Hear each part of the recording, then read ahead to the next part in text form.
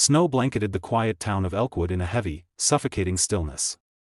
Every rooftop shimmered under the pale blue glow of the moon, and every street was deserted except for the occasional flicker of Christmas lights trembling in the cold wind. Inside the modest suburban home at the end of Pinecrest Lane, Claire Walker sat alone on her couch, nursing a cup of cocoa that had long gone cold. The house was wrapped in silence except for the ticking of a clock, 2:13 a.m., when the first knock came. At first, she thought she'd imagined it. The sound was faint, a single tap that seemed to echo too long against the front door. Claire hesitated, eyes flicking toward the window where icy frost had crawled halfway up the glass. Another knock followed, firmer this time, deliberate. Her breath caught in her throat. No one in their right mind would be out in this kind of weather, not at this hour. Pulling her robe tighter, she crept toward the door, each step muffled by the thick carpet, her pulse pounding louder with each knock that came. When she finally reached the door, she hesitated. Through the peephole, she could see nothing but swirling snow. The porch light flickered uncertainly, casting strange, shifting shadows across the white drifts. For a long moment, there was only silence again. Then, softly, she heard it, a child's voice. "Please, it's cold. Can you let me in?" Claire froze. The voice was thin, weak, trembling, a little boy's voice. She pressed her ear closer, her heart lurching. The child spoke again, barely audible. "Please, Mississippi. I'm freezing." Her instincts screamed that something was off. She should have called the police or at least looked through the window first, but the mother in her, the part of her that still woke up sometimes thinking she heard her own son calling from the next room, though he'd been gone 3 years, took over. With shaking hands, Claire unlocked the door and opened it just an inch. Cold air blasted through the crack like a living thing, biting her skin. On the porch stood a small figure, a boy of about 8, barefoot, dressed only in a paper-thin nightshirt, his hair matted with frost. His lips were blue, his eyes wide and unfocused. "Sweetheart," she whispered, pulling the door open wider. "Come in, you're going to freeze to death." The boy stepped forward but stopped suddenly on the threshold. His eyes darted up to hers, and in the flickering light she saw something that made her stomach drop. His pupils weren't round. They were long, thin slits, like a cat's, reflecting the porch light in a dull, silvery sheen. Before she could react, the boy smiled, a sharp, unnatural curl of his lips, and whispered, "You shouldn't have opened the door." The porch light blinked out completely, and the sound of the wind roared like a scream as the door slammed shut on its own.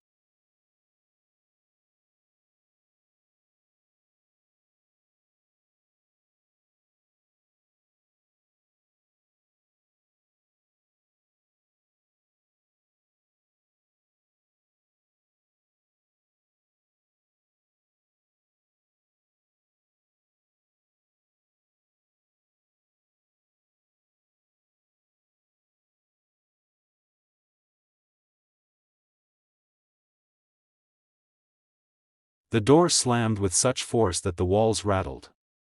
Claire stumbled backward, her cocoa mug shattering across the floor.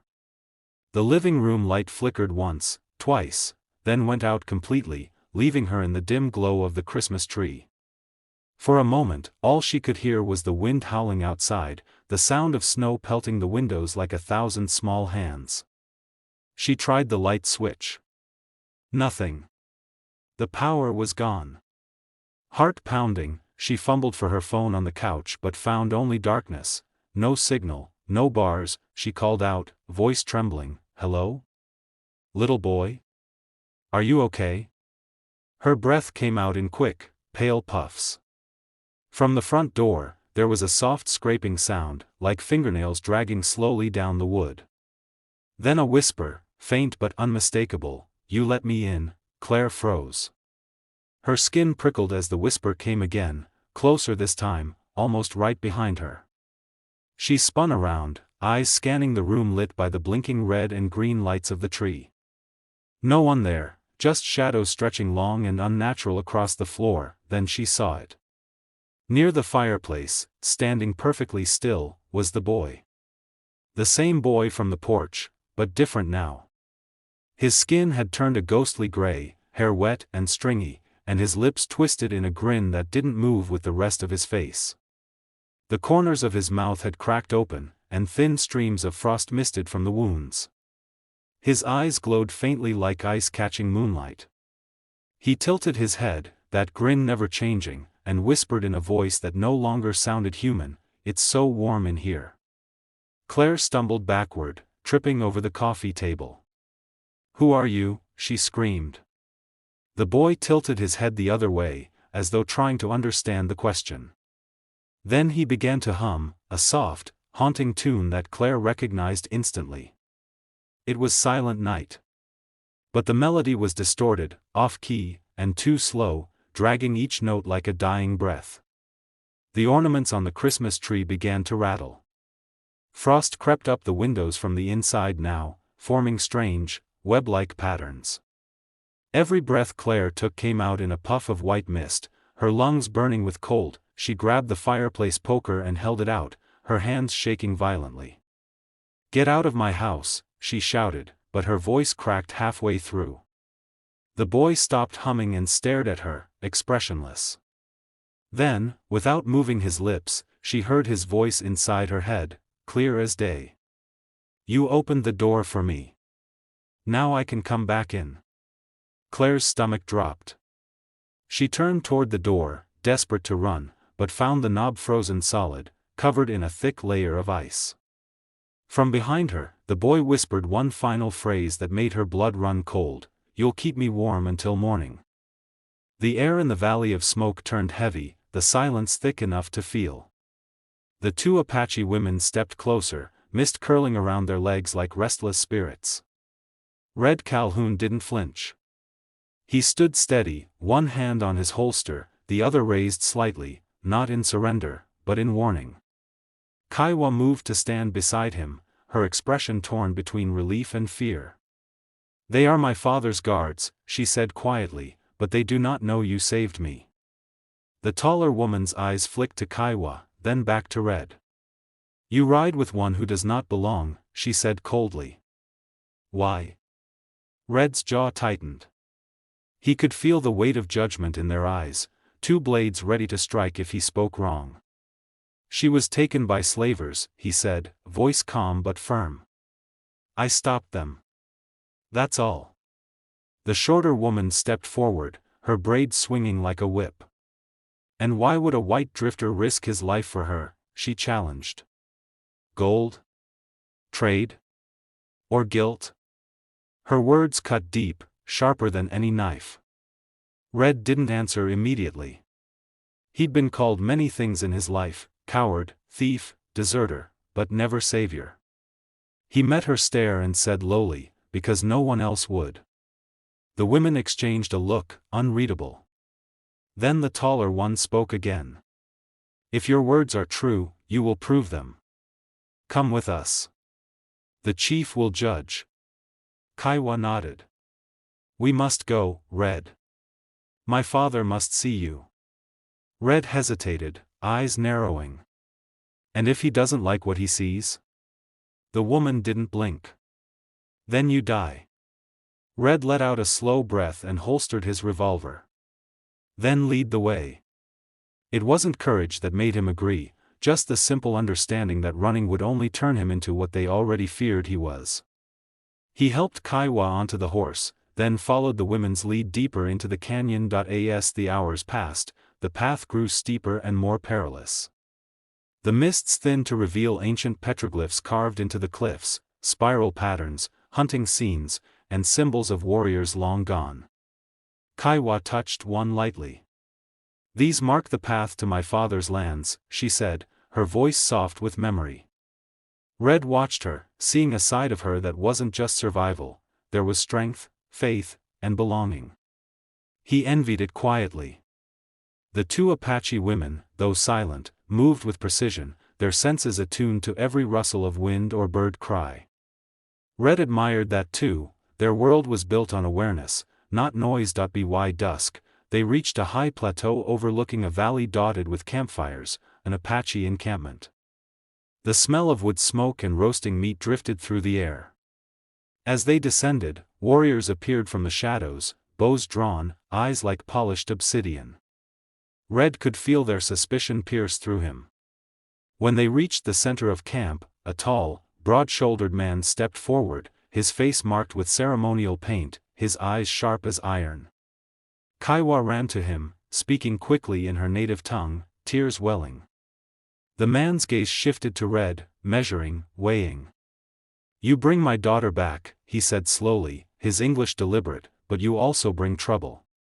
Red met his eyes and replied, "Sometimes they're the same thing." The chief's stare didn't waver. "Then you will stay," he said. "Tomorrow, we see what kind of man you truly are." The sound above her grew louder, a dragging, scraping rhythm that moved across the ceiling, slow and deliberate, like fingernails raking the wood. Claire pressed herself against the cold kitchen counter, her chest rising and falling in ragged gasps. Every light had gone out except for the faint, pulsing glow from the Christmas tree in the next room. That single red bulb blinked in the dark like a warning. Somewhere in the distance, she could still hear the faint hum of Silent Night, the notes warped and broken, echoing from nowhere and everywhere at once. She knew she couldn't stay still. Every instinct screamed for her to move, to run, to do something. She forced herself up and stumbled toward the hallway, the long corridor that led to the bedrooms. Her frozen feet slipped on the ice-coated floor, but she managed to steady herself. As she entered the hall, the air grew even colder. The wallpaper was peeling from the walls in long, curling strips, and frost had formed delicate, spider-like webs across every surface. Halfway down the hall hung an old mirror, tall, antique, framed in dark oak. She'd bought it from an estate sale years ago, the same year her son, Matthew, had died. The mirror's surface was clouded with condensation, but something in it caught her eye. A movement, not her own.